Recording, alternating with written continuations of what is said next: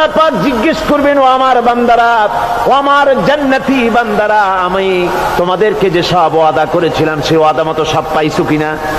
আমি ওয়াদা করেছিলাম আমার জন্য রাত জেগে যদি তাহাজ্জুদের নামাজ পড়ো, নামাজ রোজা হজ যাকাত যদি করো, আমার দিন কায়েমের জন্য যদি আন্দোলন করো, রক্ত যাও, আমার জন্য যদি কষ্ট করো, শহীদ হও, তাহলে আমি তোমাদেরকে জান্নাত দেব। যত ওয়াদা করছিলাম তা পেয়েছো কিনা? জান্নাতীরা বলবে ক্বালু নাআম, সব পেয়েছি, সব নেয়ামত পেয়েছি।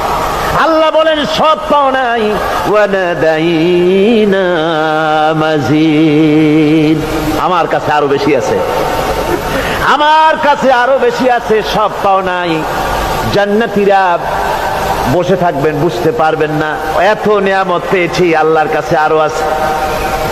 আল্লাহর নবী তখন মুখ খুলবেন, নবীজি বলবেন রব্বুল আলামিন, জান্নাতীরা বলতে সাহস পেতেছে না, সব পেয়েছি ঠিকই, কিন্তু যার